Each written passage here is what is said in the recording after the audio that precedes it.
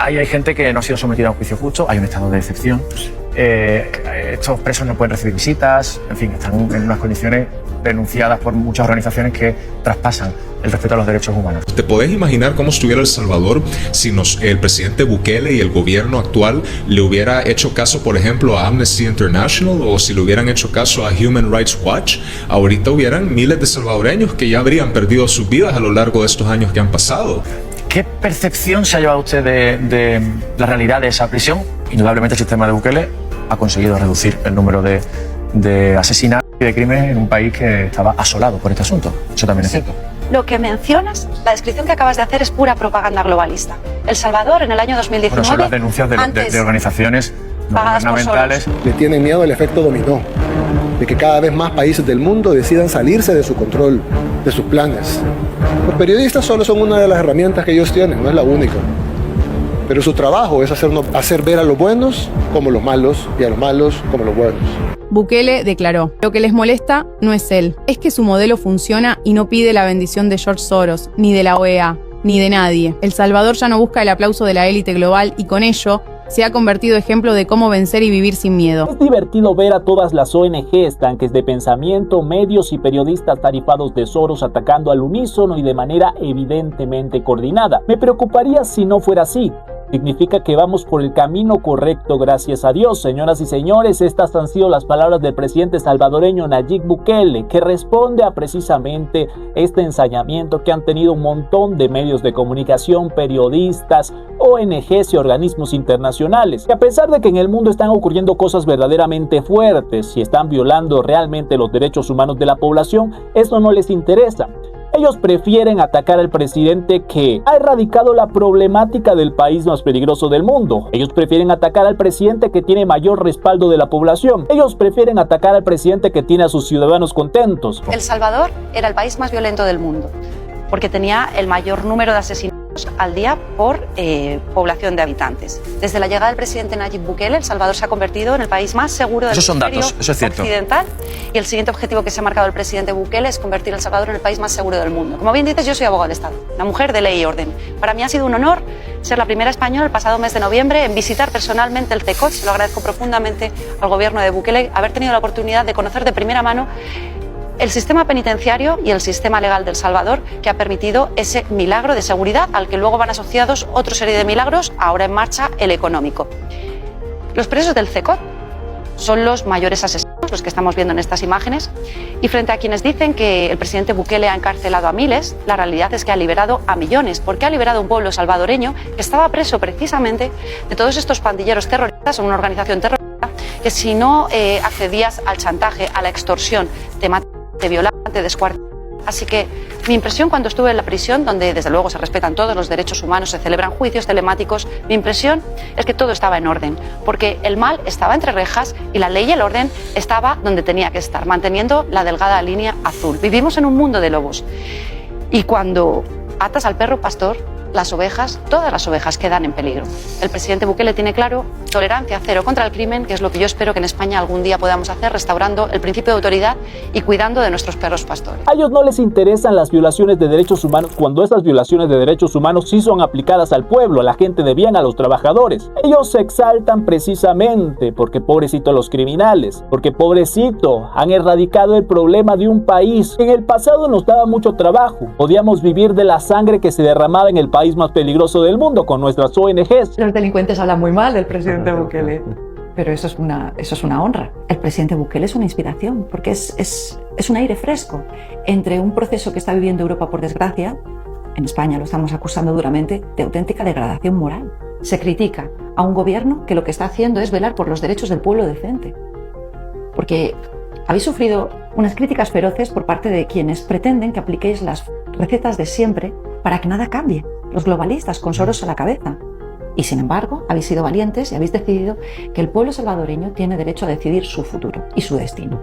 y habéis decidido no resignaros y asumir el coste que eso supone. Y llegó un hombre y destrozó todo este relato, un relato que está siendo financiado por precisamente magnates como Soros, que ponen su dinero en estos supuestos periodistas y medios de comunicación, en supuestas ONGs, para que ataquen a aquellos que derrumban su narrativa. Una narrativa que se derrumba muy fácil. Preguntémonos por qué esa gente que parece tan interesada por las violaciones de derechos humanos solo habla de Bukele. ¿Por qué no hablan de los políticos coludidos con el crimen que siguen permitiendo que los criminales sometan a sus ciudadanos, así como pasaba en El Salvador?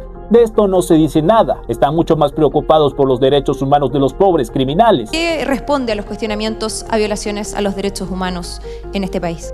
Yo siempre he dicho que todos los seres humanos tenemos derechos, pero yo lo que no entiendo es por qué siempre se enfocan en los derechos humanos de ellos, que los tienen, pero por qué siempre el enfoque es en el derecho humano de los que masacran, de los que matan niños, porque aquí en El Salvador mataron cientos de miles de personas, cientos de miles de salvadoreños murieron, y si nos vamos a otros países pues serán millones. No hay ninguna organización de derechos humanos llegó y dijo, miren, ustedes deben de dejar de violar, deben de dejar de matar, nosotros vamos a intervenir o vamos a gastar nuestros miles de millones de dólares que nos dan para funcionar, para tratar de evitar que esto pase. No, mientras eso está pasando, las organizaciones de derechos humanos callan, ahí no dicen nada.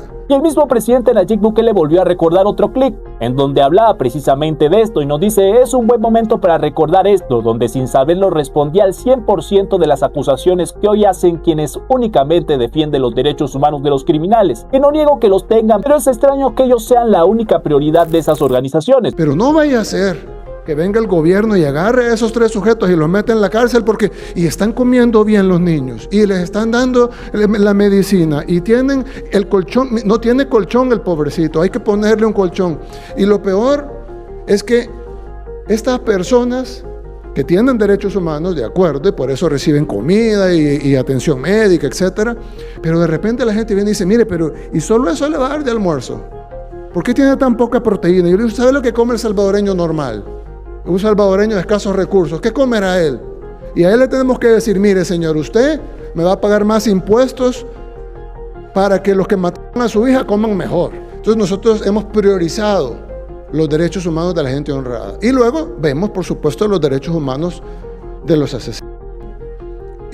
Pero sí, a mí, yo todas esas denuncias que han hecho esas organizaciones, yo les daría algún valor si ellos hubieran hecho denuncias antes. Esto, señoras y señores, es una respuesta clara. ¿Cuántas veces hemos escuchado al presidente salvadoreño responder sobre estas acusaciones? ¿Cuántas veces vamos a ver a estos medios de comunicación sacar el mismo refrito de las violaciones de derechos humanos en las cárceles de El Salvador, cuando han abierto sus puertas para que el mundo vea lo que está pasando allí? Sin embargo, esto no les basta. Sin embargo, a pesar de que se siguen cometiendo atrocidades y violaciones de derechos humanos por todas partes del mundo, la prioridad de todas estas ONGs y medios de comunicación es El Salvador. Y la prioridad, por supuesto, son los criminales, defenderlos, que no los traten tan mal, que no los traten tan fuerte. Como nos decía el excelente analista político Herbert Esmahan, ¿qué hubiera pasado si el presidente Nayib Bukele hubiera decidido escuchar a estas ONGs, a estos periodistas, si hubiera considerado que tratar a estos criminales así, que enfrentarlos, que irlos a buscar y meterlos en una cárcel para que dejaran de afectar a la población? ¿Qué hubiera pasado si los hubiera escuchado y hubiera decidido que esto no era lo correcto? Hoy El Salvador seguiría siendo la capital de los homicidios y todas estas ONGs y estos medios de comunicación podrían seguir viviendo del crimen, de la sangre. Gracias a Dios que el presidente Nayib Bukele no eligió ese camino. Me quisiera dirigir a